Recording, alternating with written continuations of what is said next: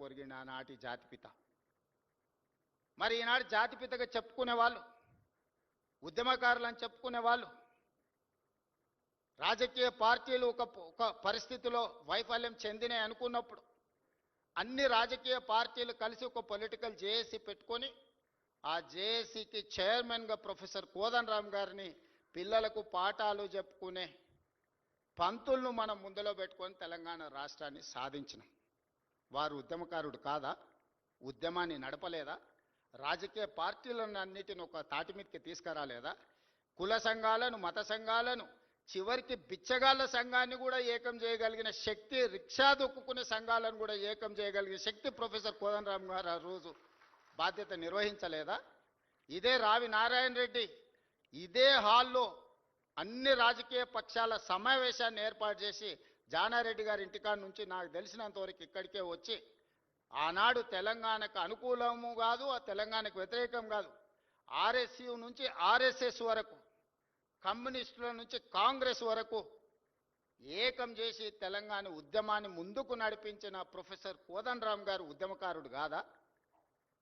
మరి అలాంటి ఉద్యమకారుడైన కోదండరామ్ గారి ఇంటి తలుపులు బద్దలు కొట్టించి పోలీసులతో ఈడ్చుకపోయేటంత నేరం కోదండరామ్ గారు ఏం చేసిండ్రో మీరు అధికారంలో ఉన్నప్పుడు ఉద్యమకారులకు జరిగిన అవమానం మీరు అప్పుడే మర్చిపోయినరా? మీరు చేసిన అవమానం అని నేను వారిని అడుగుతున్నా. నిన్నెవరు తలుపులు బద్దలు కొట్టలేదే, నిన్నెవరు ఈడ్చుకొని రాలేదే, చేసిన తప్పులకు మీకు నోటీస్ ఇచ్చారు సార్ మీరు రాండి అని.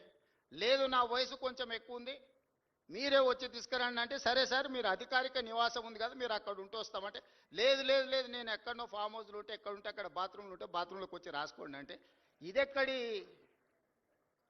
జాతిపిత విధానము? ఇదెక్కడి ఉద్యమకారుల విధానము? రావి నారాయణ రెడ్డి గారి కుటుంబము 500 ఎకరాల భూమిని కోల్పోయినారు. ప్రపంచంలో ఎక్కడైనా స్వేచ్ఛ కోసము, ప్రజల యొక్క హక్కుల కోసం కొట్లాడిన వాళ్ళు, చెగువీరా నుంచి మొదలు పెడితే రావి నారాయణ రెడ్డి వరకు ఎవరినైనా చూడండి, సర్వం కోల్పోయినారు, సర్వం కోల్పోయినారు. నేల కొరిగిన వాళ్ళు వేలాది మంది ఉన్నారు. ఆస్తులు అంతస్తులను సర్వం త్యాగం చేసిండ్రు. కుటుంబానికి నిల్వ నీడ లేకుండా ఉన్నదంతా ప్రజలకు పంచిచ్చిన వాళ్ళను ఉద్యమకారులు అన్నారు, జాతిపితలు అన్నారు.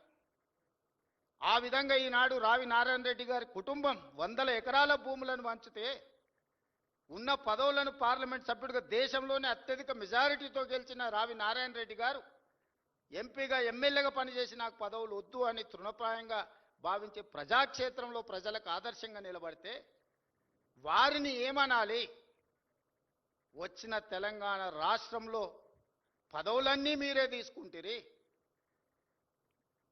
100 ఎకరాల ఫామ్ హౌజులు మీకే వచ్చే, టీవీలు మీకే వచ్చే, పేపర్లు మీకే వచ్చే, వేల కోట్ల రూపాయల వ్యాపారాలు మీకే వచ్చే, ఉన్న పదవులన్నీ మీరే పంచుకుంటారు, చేయాల్సిన తప్పులన్నీ మీరే చేస్తారు, పంచుకోవాల్సిన కాంట్రాక్టులన్నీ మీరు పంచుకున్నాక మీరెట్లా జాతిపిత అవుతారు, మీరెట్లా ఉద్యమకారుడు అవుతారో నాకు అర్థం కాలే.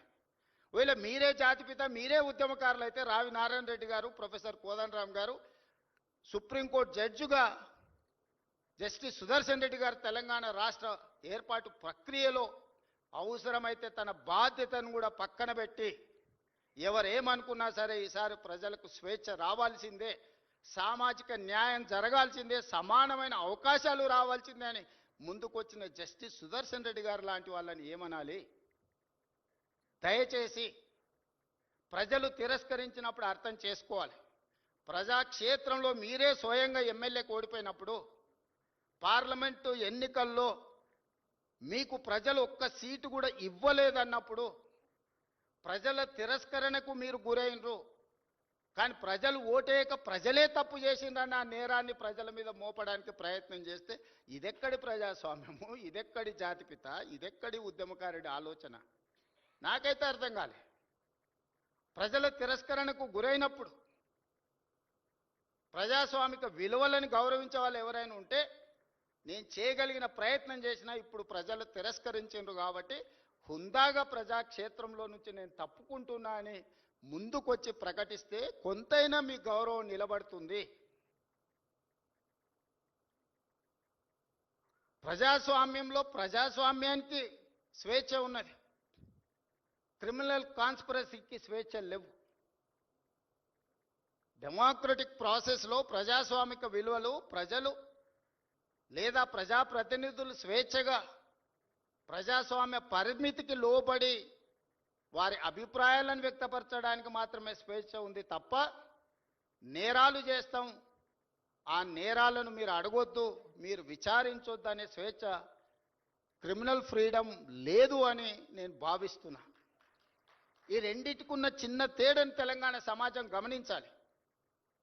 అధికారం ఉన్నప్పుడు దాన్ని దుర్వినియోగాన్ని చేసి అధికారాన్ని పదిలం చేసుకోవాలన్న ఆలోచనతోని వేల కోట్ల రూపాయలు, వందల ఎకరాల భూములు అన్ని రకాలుగా సంపాదించుకొని అక్రమ మార్గాలను ఎంచుకున్నప్పుడు విచారణ తప్పదు. ప్రజాస్వామ్యబద్ధంగా డాక్టర్ బాబాసాహెబ్ అంబేద్కర్ గారు ఇచ్చిన రాజ్యాంగమే అది. ఒకసారి హోదాకు వస్తే ఏ నేరాలు చేసినా ఆ నేరాలను విచారించకూడదని ఎక్కడా లేదు. సిబు సోరెన్ గారు ఎంత కొట్లాడిండ్రు. సిబు సోరెన్ లేకపోతే ఆ రాష్ట్రం వస్తుండేనా? వారు విచారణను ఎదుర్కోలేదా? లేదా అధికారంలో ఉన్నప్పుడు పాల్పడిన కొన్ని తప్పిదాలకు లాలు ప్రసాద్ గారు, జయలలిత గారు, లేకపోతే యడ్యూరప్ప కర్ణాటక ముఖ్యమంత్రి గారు పెద్ద పెద్ద రాష్ట్రాలకే ముఖ్యమంత్రులుగా బాధ్యతలు నిర్వహించారు కదా, వాళ్ళు విచారణను ఎదుర్కోలేదా? సెషన్ కోర్టుకు వెళ్ళి చేతులు కట్టుకొని మేజిస్ట్రేట్ గారి ముందర నిలబడలేదా?